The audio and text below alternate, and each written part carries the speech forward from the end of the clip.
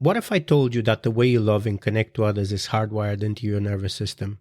A system designed to protect you, but also can keep you away from true intimacy. And this is where the mystery begins for me, because I ask myself, why are some of us desperately chasing love while others pull away the moment things get too real? And why do we often find ourselves repeating the same patterns over and over and over again in relationships, no matter how much we try to change? Let's dive deep into the science of attachment styles and uncover the truth about how we love, fear, and protect ourselves. With this, welcome back to Love Chronicles with Coach John, where today we're unraveling a topic that sits at the core of every romantic relationships, and that is attachment styles.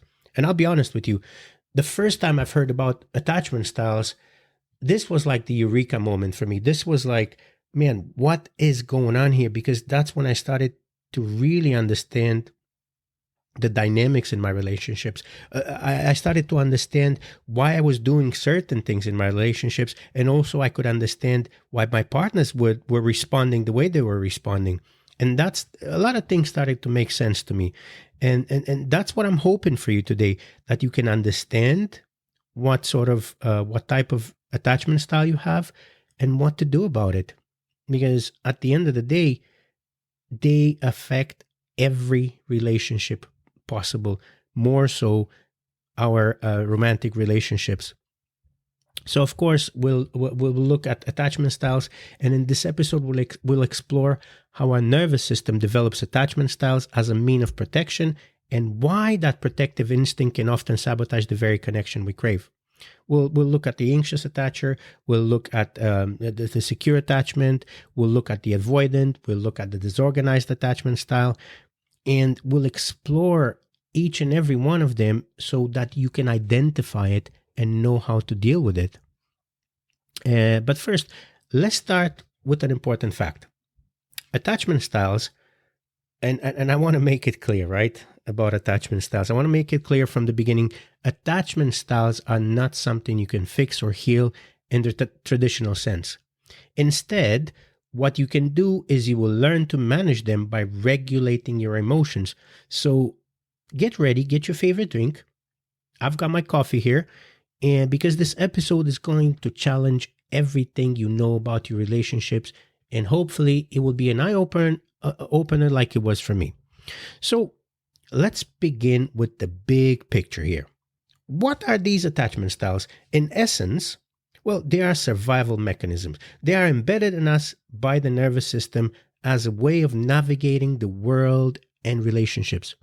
From an evolutionary standpoint, our brains develop to seek safety and protection, especially as infants and children, because in those early stages of life, our survival literally depended on others, or from a developmental point of view, if you want, not necessarily evolutionary. Dr. Stephen Porges, a leading neuroscientist, developed what's known as the polyvagal theory, which emphasizes the role of the vagus nerve in controlling emotional regulation, social connection, and how we respond to threats. And in his research, he says, our nervous system detects cues from the environment, continuously asking the question, am I safe? Am I in danger? Am my life-threatening danger? And our social behaviors are dictated by how we perceive safety. And this constant scanning for safety is what shapes our attachment styles. And when you were a baby, your nervous system wasn't asking, does my parent love me? But instead, it was asking you, am I safe here? If you feel secure, you developed a secure attachment style. If you didn't, your nervous system adapted in ways that helped you survive emotionally. So when you were a baby, as I said, you weren't asking, does this person love me or not? You were asking, I'm hungry. Why am I not getting fed? Or am I getting fed on time? I've wet my nappies. Are they being changed? I'm starting to get a rash. I'm starting to be in pain, and nobody takes care of me. Thus, that's how your nervous system developed this, this guard dog, this watchdog, which we call attachment style. So, and with that, let's go ahead and look at the 4 attachment styles. Okay, without further ado, we're going to jump in the first one, which is the anxious attachment. my old friend and foe, which is the one that I would call the anxious attachment, I'd call the need for reassurance. Because anxious attachment, it's all about craving closeness, often to the point of desperation. And people with this style, they tend to worry excessively about their relationships. And their nervous system is wired to detect even the smallest threat of abandonment. And I can tell you that this is real because I've felt it and I've lived it in my life. Because every little thing that happens in your relationship, you think is about you, and you think it's going to affect you, and you think that your person is going to leave you. One study by psychologist Philip Shaver found that those with anxious attachment are hypersensitive to signs of rejection, even when those signs are not real. And their brain reacts as though rejection is always just around the corner. Which, what's the result of this? Well, this triggers panic and insecurity. And it's like living in a constant state of, what if they leave? And anxious types often think, if I could just be more available, more giving, more whatever, they'll say, but here's the twist. The more you cling, the more likely you are to push someone away. And it's a vicious cycle rooted in fear. And this is where you try to think in your mind. You say, well, if I'm going to do nice things for her, if I'm going to do nice things for him, and always say yes and be agreeable and be a nice person, well, they love me and they have no choice, basically, than just to love me and love me the same because I want reciprocity. Think about the previous episode. So if you listen to the previous episode with the good guy syndrome, why did the good guy would, the good guy with the good guy syndrome would do something for you? It's just to create blame. It's just to get something in return. So how do we call that? We call it transactional. And what does an anxious attacher do? Well, I'm going to do this for you. You're going to do this for me. You'll show me that you love me. I'm going to do good things for you. You're going to show me appreciation. You're going to show me that I'm valuable in your life. And hopefully, please do not leave me because look what I'm doing for you, kind of thing. Okay? So what's also fascinating here, it's how the anxious brain processes reward and fear differently. And Dr.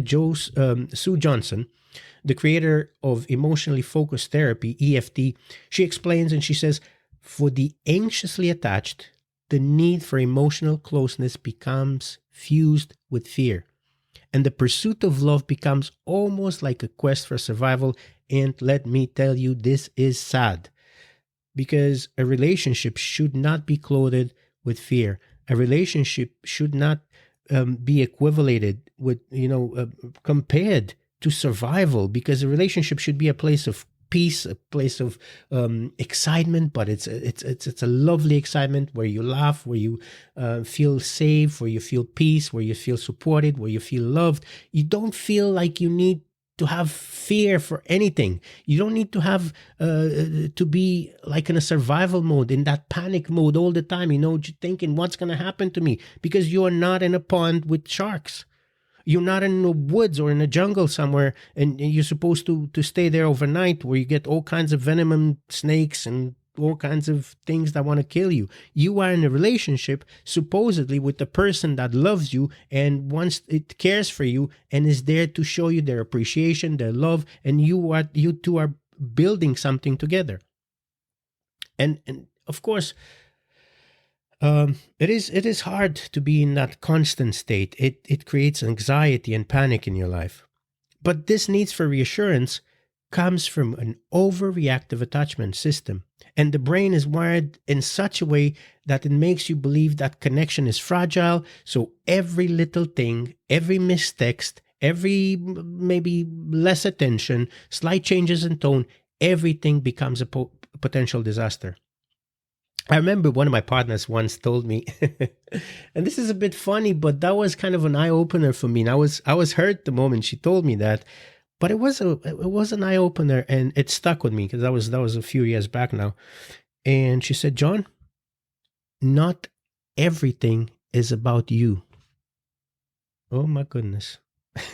So whoever you are, and you're listening to this today, how about start thinking that not everything is about you? It's a good starting point when you're trying to to deal with these emotions. when you're trying to deal with the fact that you're scared that you're gonna be abandoned, to the fact that she hasn't answered or he hasn't answered to your text, or they haven't told you they love you today.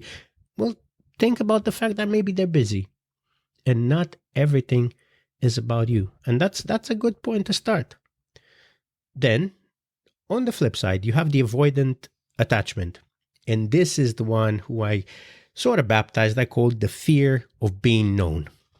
Well, now let's talk about this a little bit, because this type is typically seen as the person who values independence above all else.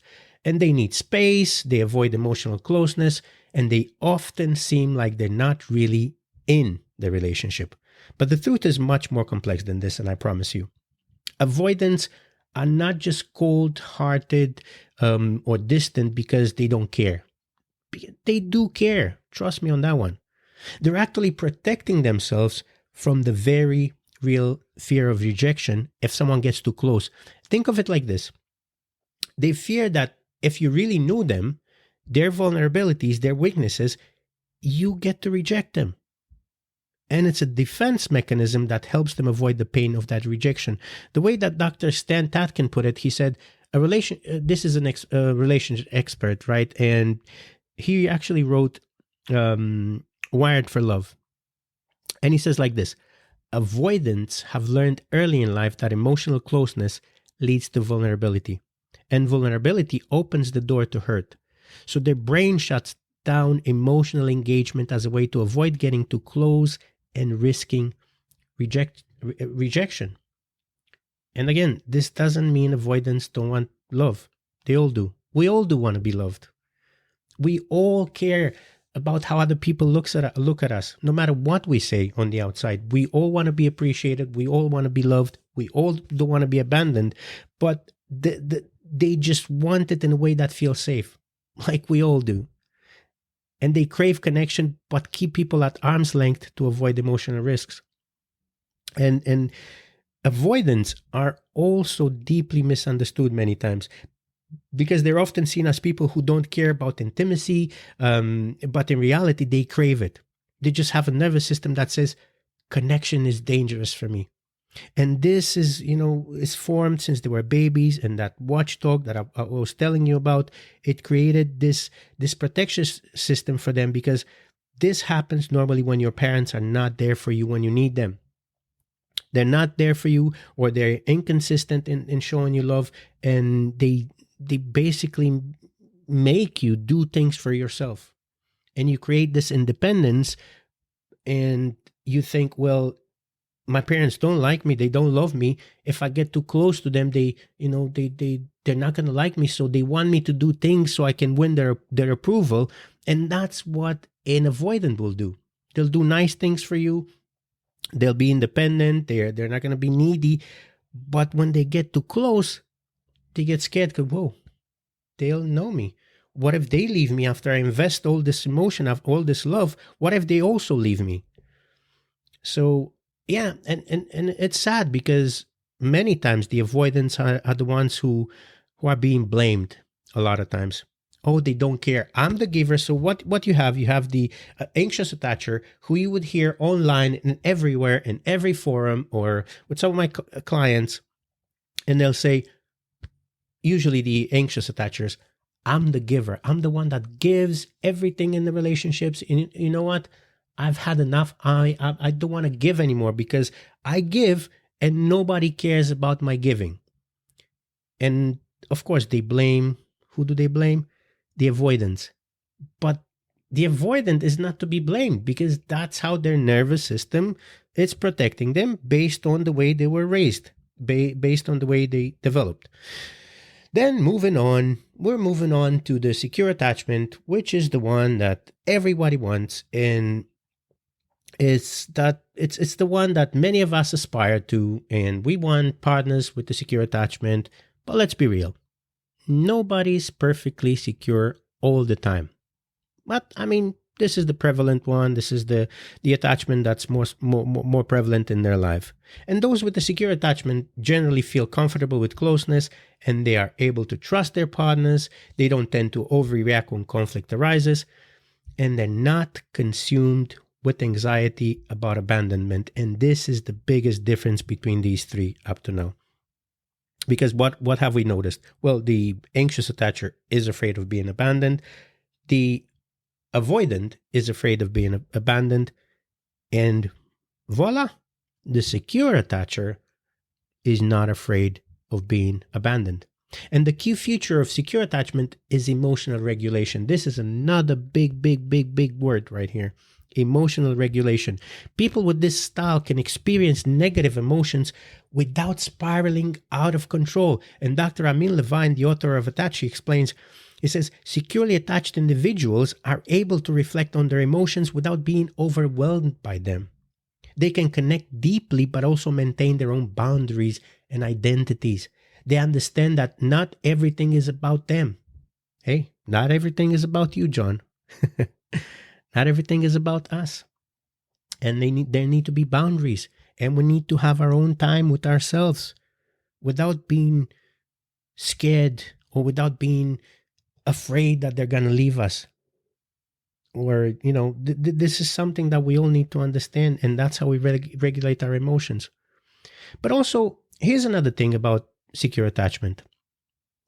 It's not about never feeling anxious or avoidant, because that's impossible. It's about how you handle those feelings when they do come up. And secure individual can weather emotional storms without losing their balance. So basically what I'm trying to say is, even if you're a secure attacher, you will have anxiousness. You will be anxious in your life. You will have fears in your life about your partners. You'll be jealous at times. But your plus here, and the thing that you can do when you're a secure attacher, you can regulate your emotion in such a way that you're not going to lose your balance. You're not going to be like an anxious attacher that, honestly, I'm telling you, when I was getting to those points of panic, well, she hasn't texted me all day. I don't know what's going on. I don't know if she loves me anymore. She hasn't told me that she loves me. Anything like that. It hurts like you have physical pain. My stomach started to hurt. I've had headaches. I couldn't sleep. And it gets to affect your physical health. But with the secure attacher, they regulate their emotion in such a way that they don't lose their balance, and they understand that this is, these are part of normality and the beauty of relationships.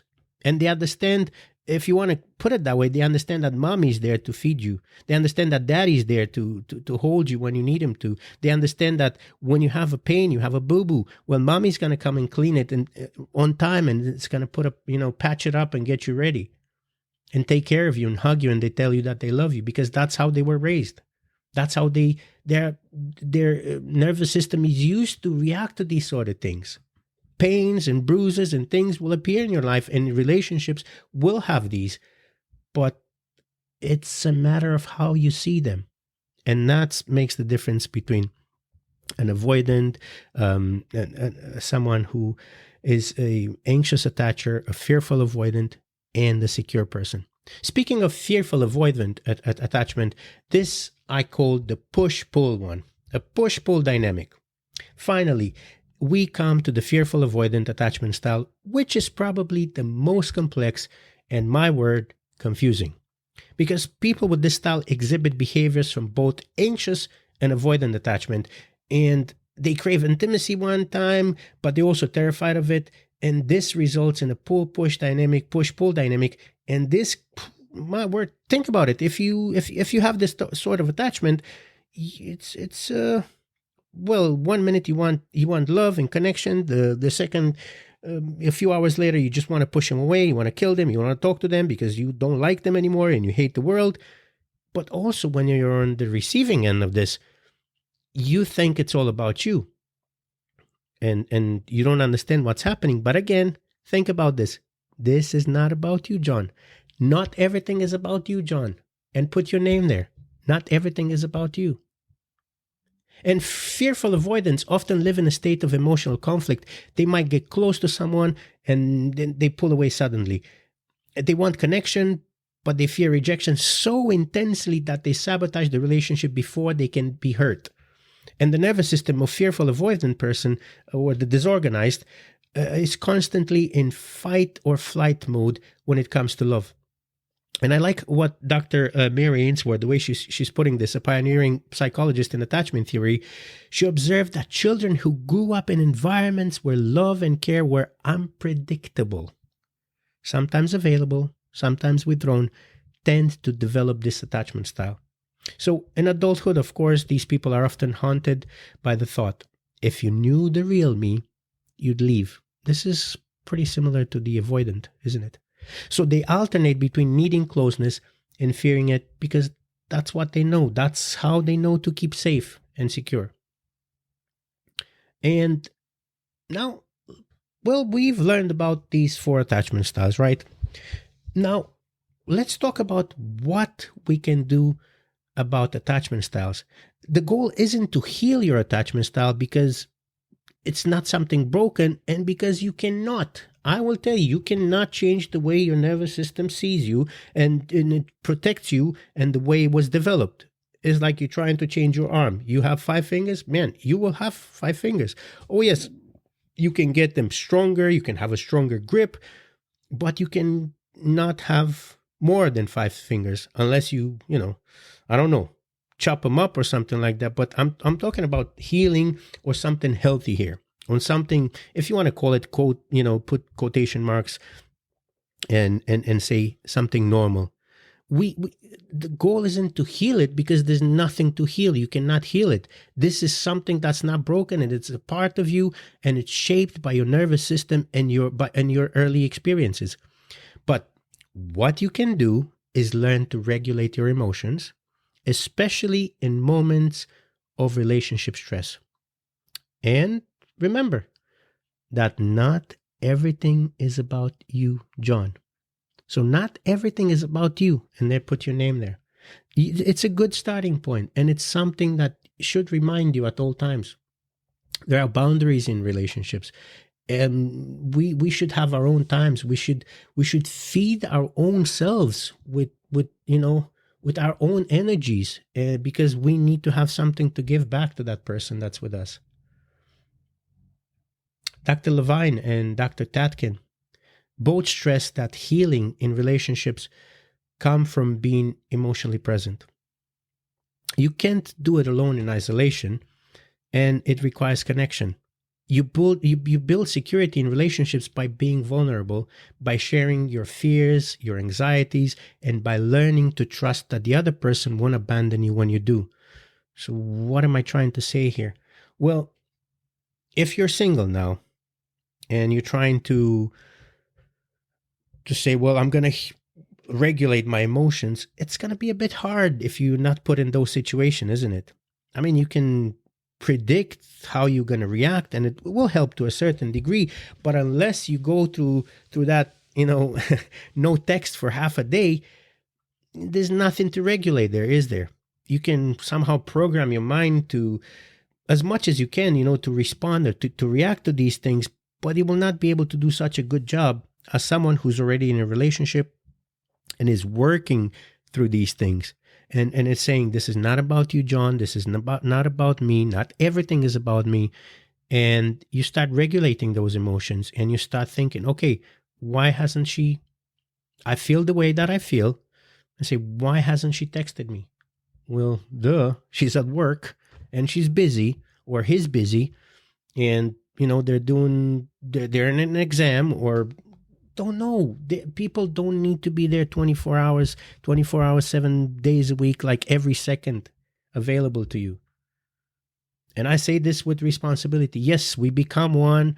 We do have the same goals, the same aspiration. It is beautiful to have those as a couple, but it's also beautiful to not lose yourself in a relationship, not lose your personality, not lose your beauty, your strengths.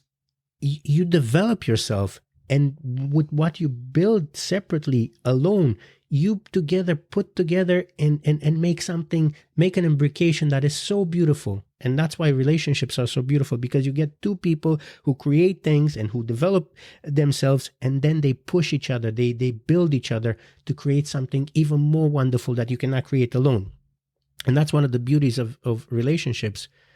And of course, when you go through trials, tribulations, problems, and fights, and you are scared, or when you're thinking you're surviving a relationship, that's when you need to think and be genuine. Does this person love me? And this is where you can find out by communicating. This is something that you can discover by patterns. Is this a thing that it's happening daily? Or if your partner texts you 10 days in a row and they forgot to do it one day because they were super busy, does that mean they're mean or that they want to abandon you? Well, no. But if this is the trend, if they don't communicate with you for 9 days in a row, they just do it every 10 days after you already communicated with them and you told them, I feel respected and I feel loved when you text me, when you talk to me, when you tell me that you love me. And if they're there most of the time, well, it's not all about you, is it? But if the pattern goes on the other way, well, you know what to do. And I'll tell you, find someone that is respecting your boundaries. Find someone that respected your wishes, respects your wants, and respects the way you are, your vulnerability. And you do the same with them. So as we close this episode, remember this. Your attachment style is not your destiny. It's your starting point. Whether you're anxious, avoidant, secure, or fearful avoidant, the key to healthier relationships lies in understanding your patterns and learning to regulate the emotions that come with them. And here's my challenge for you.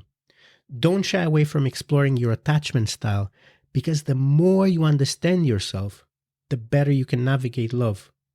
Thanks for tuning in to Love Chronicles with Coach John. Stay connected, stay curious, and stay open to love. If you have any questions, if you have any comments, if you have any subject that you would like us to discuss, or you would like us to go deep into here, or if you want to talk to, you want one-on-one with me, you can have a call, we can talk, and we can discuss, and I'll help you. This is Coach John, signing off.